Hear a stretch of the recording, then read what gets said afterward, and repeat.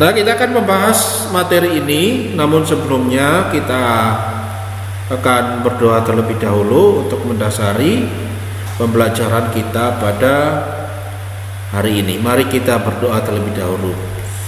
Tuhan Yesus, terima kasih kami boleh diberi kesempatan untuk kembali belajar. Tuhan tolong berikan kami kemampuan, sukacita, semangat untuk belajar, sehingga kami boleh belajar dengan sungguh-sungguh, dengan penuh sukacita dan semangat daripada Tuhan, sehingga kami boleh menemukan sebuah pengetahuan yang baru untuk memperlengkapi setiap kami, untuk dimana masa depan kami boleh bertemu dengan perkembangan zaman yang semakin hari semakin berkembang. Kami mau terus memperbarui pengetahuan kami, berikan kami pemahaman dan pengetahuan yang baik, sehingga kami belajar, kami boleh meresapi dan memahami secara utuh. Terima kasih, berkati setiap kami, setiap murid maupun guru yang mengajar, sehingga kami boleh melakukan kegiatan proses pembelajaran mengajar hari ini dengan penuh pertolongan daripada Tuhan dan semua untuk kemuliaan nama Tuhan. Terima kasih. Kami akan memulai pembelajaran pada hari ini. Berkati kami dalam nama Tuhan Yesus. Haleluya. Amin. Ya, baik. Kita akan masuk pada pembelajaran bab 1 dengan tema kerajinan bahan keras. Ya. Dalam bab 1 ini ada beberapa kali pertemuan, ya. Ini sudah pertemuan kedua, bagian B, dan bagian A. Ini bagian pertama, yaitu kita akan belajar dengan pertemuan pertama ini. Ya, kita akan belajar untuk memahami dan mengerti apa yang dimaksud dari sebuah kerajinan bahan keras, ya. Nah, sebelum masuk pada lanjut pada materi, Mister akan membacakan dulu kompetensi dasar. Kompetensi dasar ini ada kompetensi di mana setelah kita belajar ini, kita menyelesaikan semua bab 1, diharapkan pertama setiap siswa atau siswi dapat memahami pengetahuan tentang jenis, sifat, karakter dan teknik pengolahan bahan kayu, misalnya ranting, papan dan balok ataupun bambu atau rotan, Yang kedua, diharapkan siswa dapat menganalisis prinsip perancangan, prinsip perancangan atau pembuatan, dan penyajian produk kerajinan dari bahan kayu, bambu, dan atau rotan yang kreatif dan inovatif. Nah, yang ketiga, memilih jenis bahan dan teknik pengolahan bahan kayu, misalnya ranting, papan dan balok, bambu dan atau rotan yang sesuai dengan potensi daerah setempat. Jadi menyesuaikan potensi apa saja yang bisa mengangkat dari sebuah kerajinan yang bisa kita buat. Tergantung setiap tempat, karena setiap tempat itu berbeda-beda. Jadi kompetensi dasar setiap pelajar, siswa-siswi yang selesai setelah mempelajari secara utuh, secara menyeluruh tentang kerajinan bahan keras, diharapkan bisa memilih jenis bahan keras dan teknik pengolahan bahan kayu yang sesuai dengan potensi daerah setempat. Nah, yang berikut keempat, setiap siswa atau siswi dia diwajibkan dapat merancang, membuat dan menyajikan produk kerajinan dari bahan kayu, bambu, dan atau rotan yang kreatif dan inovatif sesuai dengan potensi daerah setempat. Kembali lagi, sesuai dengan daerah potensi di tempat kita di mana berada. Setiap bahan-bahan bisa kita temukan dengan mudah dan gampang. Itu tergantung dari daerah kita di mana kita berada. Ada yang susah mendapatkan bambu di daerah tertentu, tetapi ada di daerah tertentu yang dengan sangat mudah bisa menemukan bambu. Ya, jadi kerajinan kita dapat membuat dan merancang sebuah kerajinan, ya tergantung ya potensi di mana kampung di mana kita berada itu bisa menyediakannya. Yaitu untuk kompetensi dasar ya. Diharapkan setelah belajar menyelesaikan semua ini bisa memahami setiap kompetensi dasar yang Mister sudah sebutkan tadi. Contoh kerajinan bahan keras. Ini ya, ada tas ya. Ini ada keranjang-keranjang tas yang terbuat dari rotan. Ya. Ini ada kerajinan dari kayu ya, model seperti dipahat ya. Kayu yang dipahat bermodel seperti sebuah bunga ya. Ada motif-motif hewannya juga ya ini ya, bunga juga ya. Nah, ini bentuk kerajinan bahan keras dari kayu, dari rotan ya. Bahkan ini ada dari tembaga ya, ini tembaga ya. Nah, ini contoh bahan kerajinan bahan keras ya. Contoh-contohnya bisa menjadi suatu barang yang memiliki sifat fungsional. Nah, tadi kan Mister ada beberapa waktu yang lalu itu menanyakan, Mister ya, bahan kerajinan yang bersifat fungsional itu seperti apa sih? Nah, contohnya coba lihat. Fungsional, bisa digunakan sehari-hari ya. Ini fungsional yang bisa digunakan sehari-hari, fungsional ya. Tas ya, bahan kerajinan dari rotan, pahatan ya, itu fungsional ya. Jadi tidak bingung lagi. Nah, ada 3 bagian penting dalam kerajinan bahan keras ya. 3 penting ya dalam kerajinan bahan keras. Itu ketiga bagian itu meliputi yang pertama prinsip kerajinan bahan keras. Nanti ini yang akan kita pelajari untuk pertemuan ini ya. Dan yang kedua itu jenis dan karakter kerajinan bahan keras. Nanti akan masuk pada pertemuan berikutnya ini. Dan yang ketiga proses produksi kerajinan bahan keras ya. Ini 3 bagian prinsip penting dari sebuah kerajinan bahan keras ya. Memperhatikan prinsip kerajinan bahan keras, memperhatikan jenis dan karakter dari kerajinan bahan keras, serta proses produksinya seperti apa. Ini ketiga bagian ini ya menjadi sebuah prinsip dari sebuah kerajinan bahan keras. 3 bagian penting. Nah, pertama kita akan belajar dari prinsip kerajinan bahan keras. Kita mau lihat prinsip kerajinan bahan keras.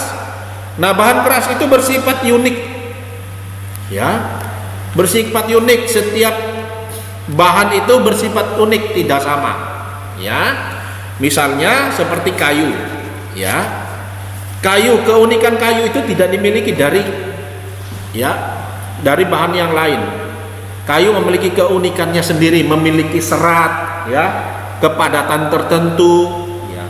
Itu yang disebut sebagai keunikan bahan kerajinan. Jadi setiap bahan itu memang memiliki keunikan yang berbeda-beda ya. Ada yang memiliki serat dan ada yang tidak. Ada yang memiliki kepadatan tertentu yang sangat padat, juga ada bahan-bahan yang memiliki kepadatan yang medium ya. Tidak sepadat dengan misalnya padatnya kerajinan bahan kayu ya, atau memiliki serat ya. Jadi maksudnya, jadi setiap bahan itu memiliki keunikan tersendiri ya, tidak sama. Nah, dari keunikan ini kita bisa membentuk sebuah kerajinan yang memang memiliki pesan yang berbeda juga, memiliki pesan dan bentuk yang berbeda juga, karena setiap bahan itu memiliki keunikannya sendiri-sendiri, ya, tidak sama. Nah, coba perhatikan misalnya contoh bahan alam, ya, alam seperti kayu, ya. Keunikannya apa? Coba perhatikan. Ternyata kayu itu mempunyai serat, ya, yang tidak dimiliki dari bahan-bahan yang lain, ya. Bahan lain juga mungkin juga memiliki serat, tetapi mungkin juga tidak sama dengan kayu, karena setiap bahan itu kan kembali lagi punya keunikan yang berbeda-beda, ya. Nah, itu untuk keunikan bahan kerajinan, ya.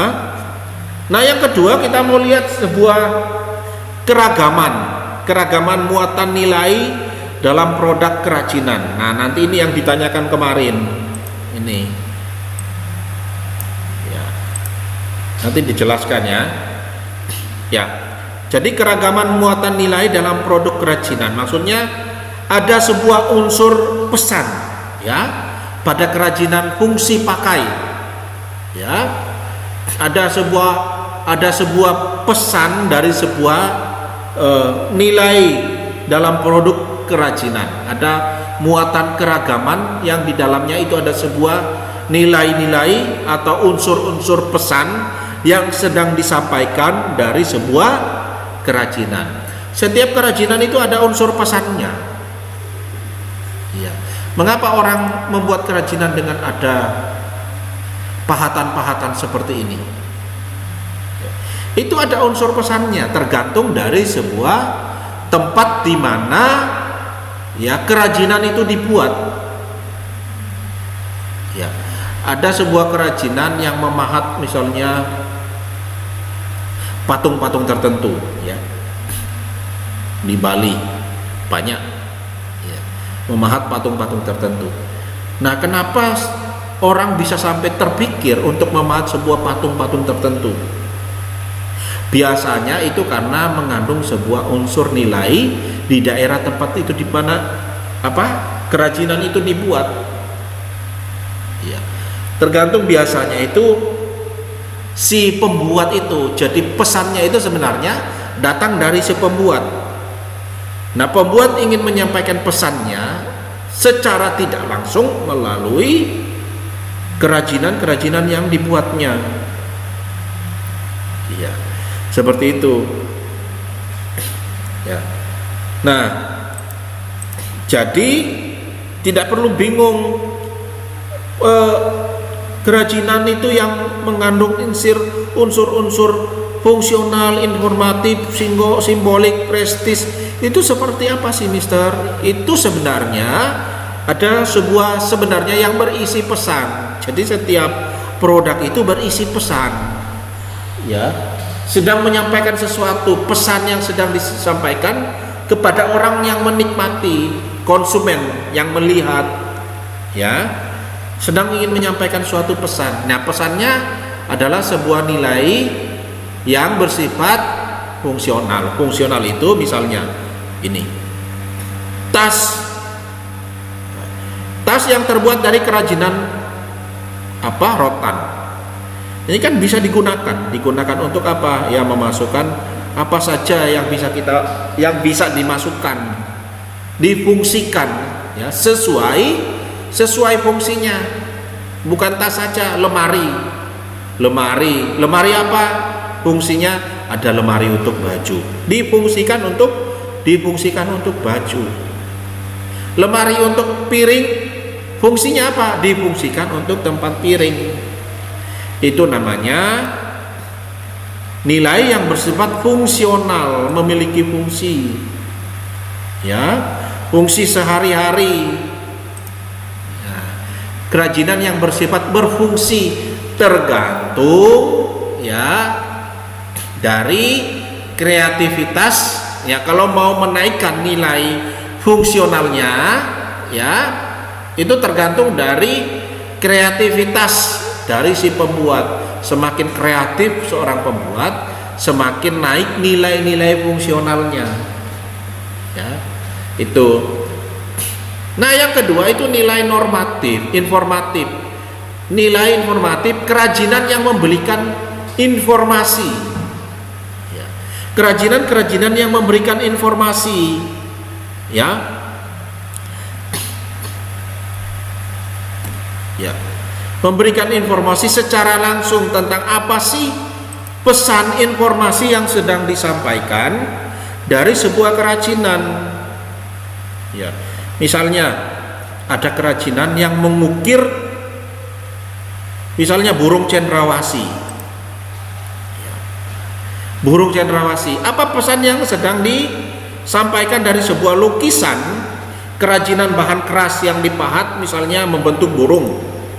Apa yang sedang disampaikan? Itu sedang menyampaikan informasi tentang daerah tertentu, misalnya bahwa burung cendrawasih itu adalah burung khas dari Papua misalnya, ya. Papua itu sangat kaya, ya, sangat kaya, tetapi banyak orang yang belum tahu dan sebagainya. Nah, ada berbagai cara yang bisa disampaikan untuk menunjukkan keberadaan Papua itu sebagai sebuah keberadaan bagian dari Indonesia yang sangat kaya. Caranya yaitu dengan, ya, menyampaikan pesan-pesan kerajinan melalui seperti ini, gambar-gambar yang dipahat, misalnya burung cendrawasih, itu kan ada unsur pesannya. Kan kita nanti nanya, wih bagus banget ya pahatannya ini, sebuah gambar burung cendrawasih. Nah, cendrawasih ini dari mana ya? Burung ini khas dari mana ya? Kita mencari tahu. Oh iya, ternyata burung cendrawasih itu adalah khas dari Papua, ya. Nah, itu adalah yang namanya mengandung nilai informatif, ya, informasi, memberikan informasi, nilai-nilai informasi, ya. Jadi kerajinan itu jangan memandang remeh kerajinan, ya. Kerajinan itu memuat pesan sebuah keragaman, sebuah nilai. Jadi tidak boleh dianggap sebelah mata, ya. Tidak boleh dianggap remeh, karena kerajinan itu bisa membawa pesan informasi, ya. Ya. Begitupun dengan nilai simbolik, ya, nilai-nilai simbol, ya. Yang mengingatkan, ya, mengingatkan pada sesuatu, ya. Misalnya lukisan Mahabharata misalnya, ya. Nah, ini adalah nilai simbolik, ya. Kerajinan, misalnya kerajinan lukisan kaca dengan cerita Mahabharata. Nah, itu kan memuat menyiratkan, mengingatkan sebuah pesan nilai simbolik, ya, pada sesuatu, ya. Jadi tidak orang serta-merta melukis, menggambar sesuatu itu tidak ada artinya, tidak mungkin, pasti ada artinya. Makanya disebut itu memuat sebuah pesan nilai, ya, muatan nilai, unsur pesan, ya. Jadi ada pesannya, ya. Selain nilai fungsional, ya, fungsional itu bisa digunakan sehari-hari, misalnya meja, kursi, ya, lemari, ya, dan sebagainya. Informatif, ya, yang memberikan informasi, simbolik. Lalu nilai prestis, ya. Jadi unsur pesan dari sebuah kerajinan itu, atau keragaman muatan nilai dari sebuah kerajinan itu juga ada yang namanya nilai prestis, ya. Jadi produk itu memuat pesan yang bersifat meningkatkan gengsi, ya. Jadi semakin bagus, ya, sebuah kerajinan itu kan meningkatkan sebuah prestis, gengsi, ya. Bahan kerajinan yang terbuat dari kulit buaya itu kan memuat pesan meningkatkan gengsi. Semakin mahal, semakin mahal, semakin mahal, semakin mahal. Ya. Banyak kan, misalnya tas-tas sekarang yang bisa mencapai miliaran rupiah, satu tas bisa mencapai sampai miliaran. Ya. Karena apa? Di dalamnya ada sebuah nilai pesan yang disampaikan bahwa itu biasanya mengandung, kerajinan itu mengandung sebuah nilai yang meningkatkan sebuah gengsi atau prestis, ya. Misalnya semakin sulit didapatkan kerajinan itu, ya kan semakin tinggi nilai jualnya, ya. Semakin sulit didapatkan semakin tinggi nilai jualnya. Kulit tas yang berasal dari kulit buaya, nggak gampang kulit buaya. Siapa yang menangkap buaya? Ya, jarang kan? Makanya begitu sulitnya didapatkan sehingga bisa menaikkan nilai sebuah produk, ya, sebuah kerajinan. Ya, itu unsur pesan yang sedang disampaikan. Ya, beberapa kerajinan memuat unsur nilai, ya, dan pesan yang ingin disampaikan, ya, dari sebuah kerajinan, ya, untuk setiap konsumen, ya. Nah, yang berikut aspek dalam produk kerajinan, ya, aspek dalam produk kerajinan, ya. Nah, itu ada aspeknya, itu bisa kita sebut sebagai faktor, ya, faktor-faktor permasalahan sebelum perancangan, ya, aspek dalam produk kerajinan, ya, yaitu ada 6. Yaitu kita bicara pertama tentang faktor teknis, ya.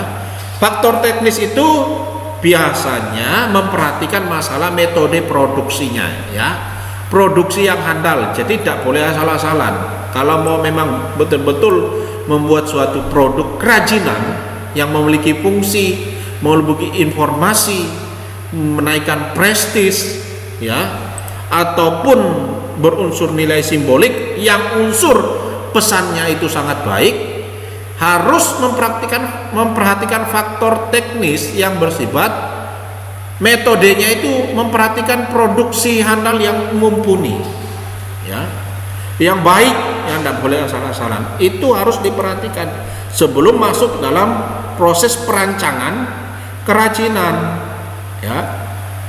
Itu kita harus memperhatikan produksinya, handal enggak, bagus enggak atau tidak, ya.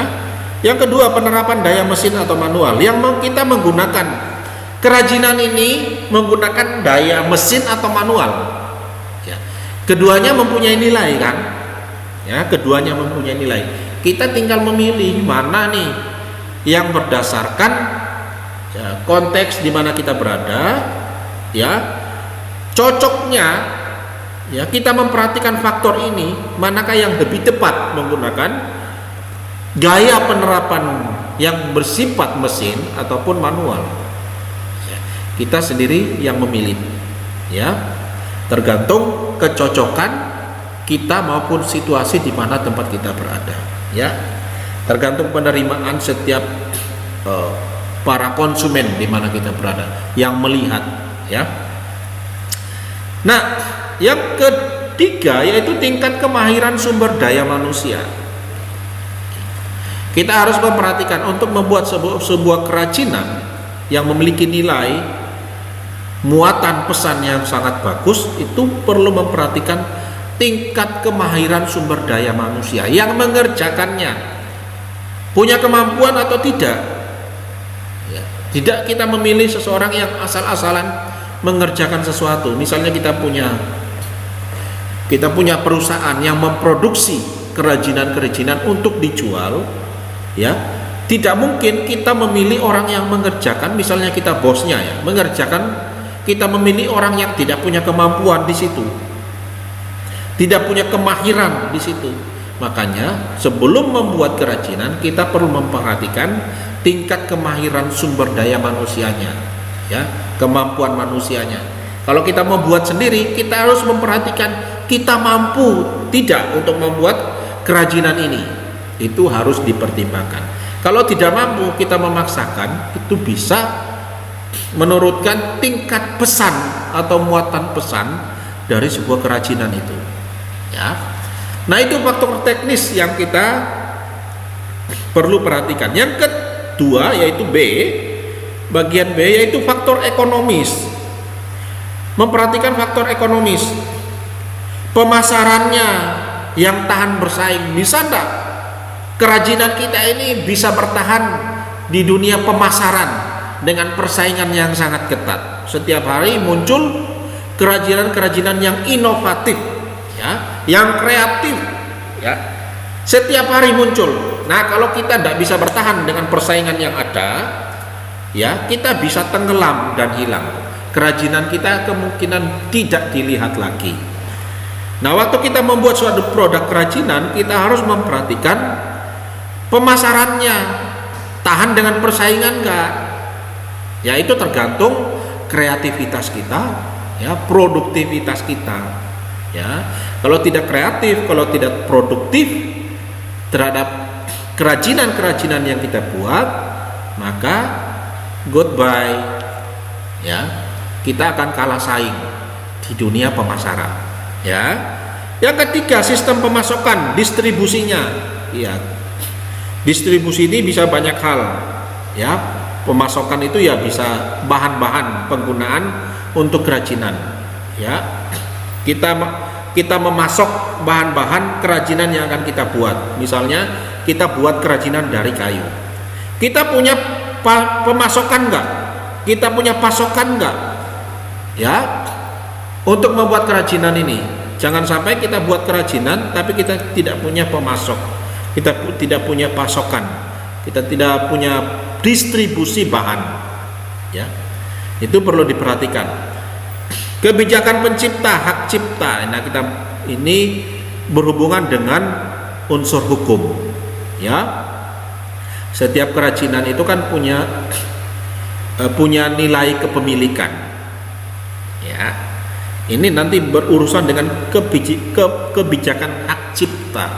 Ya, jangan sampai kita buat produk ini memang asli produk kita, ya, tapi ada yang niru-niru.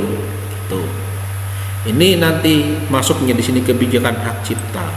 Ya, ini ada hukumnya. Nah, yang berikut nilai jual dan keberadaan suku cadang. Nilai jualnya, kita memperhatikan nilai jualnya di pasaran. Ya, kita mempertimbangkan nilai jualnya, keberadaan suku cadangnya, misalnya alat-alatnya, ya, dalam membuat produk kerajinan. Itu juga diperhatikan. Lalu selera masyarakat. Ini perlu kita ketahui, ini paling penting.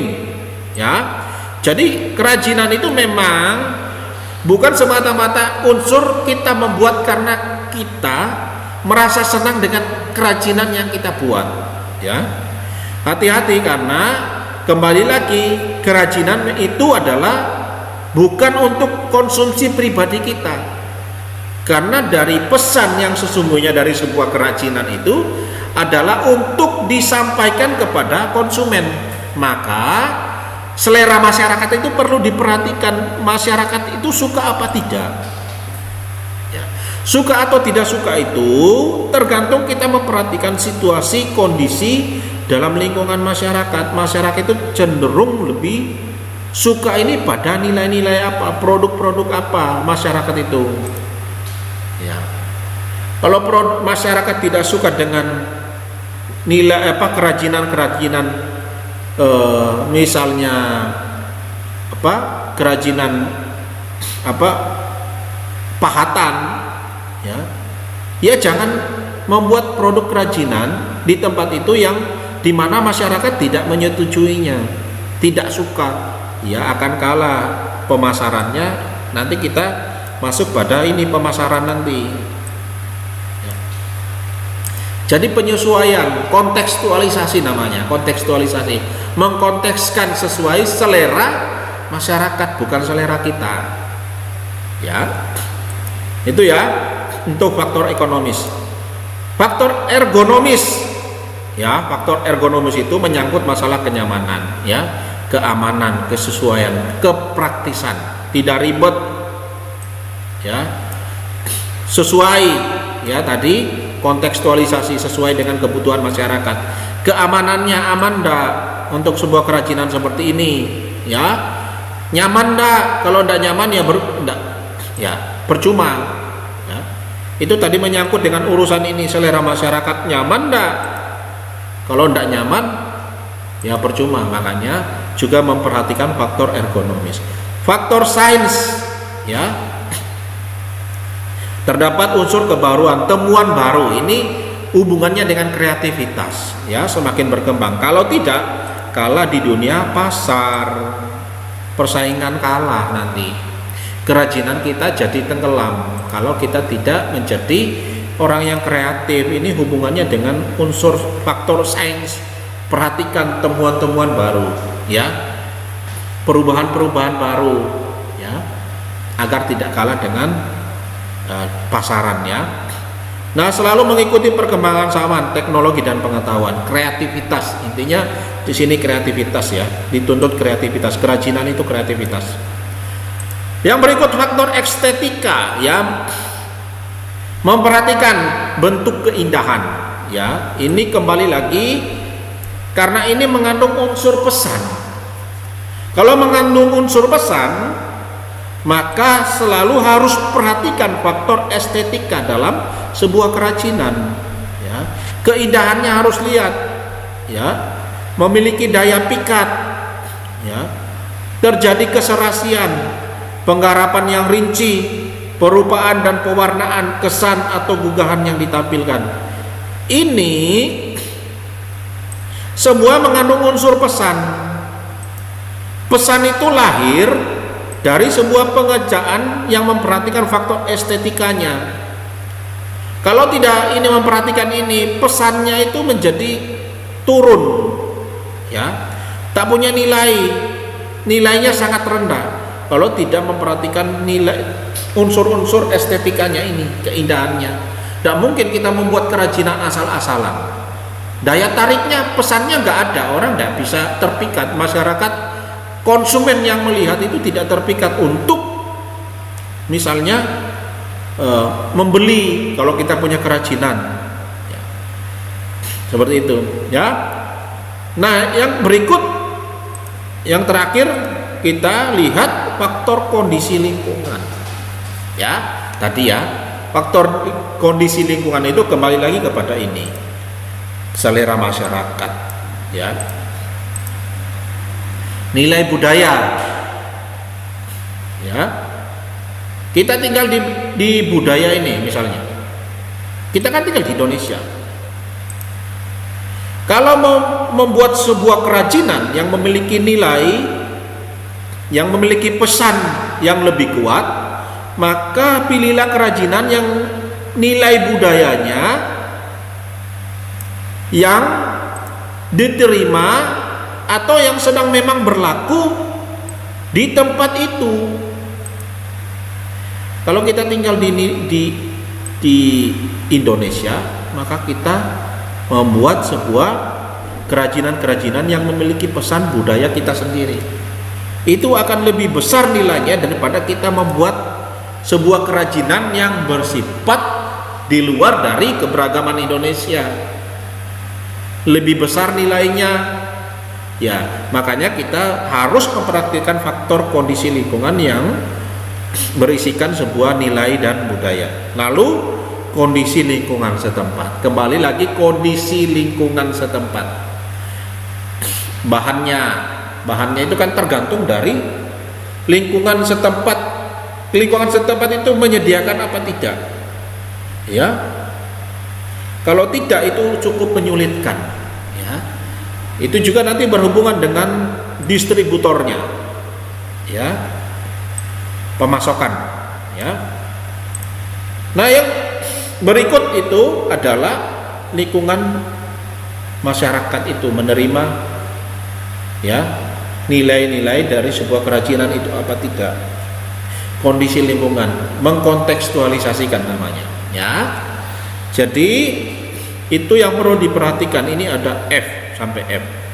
Ya, ada faktor estetika, lingkungan, faktor sains, ergonomis, ya, faktor ekonomis dan faktor teknis. Inilah 3 aspek dalam produk kerajinan yang perlu diperhatikan. Ya. Itu ya untuk anak-anakku. Jadi tidak perlu bingung lagi ya. Ini sampai Mister tunggu tugasnya tidak ada yang muncul. Ya. Tolong setelah belajar ini tolong dikerjakan ya. Oke, cukup untuk kerajinan bahan keras ya. Nanti minggu depan kita masuk pada pertemuan kedua, yaitu jenis dan karakteristik kerajinan bahan keras. Oke, cukup sampai di situ. Tolong tugasnya dikerjakan ya.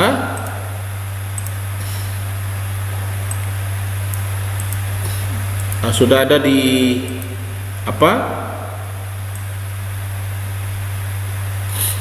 ada di WA itu, Mister sudah berikan ini tugasnya, tolong dikerjakan ya.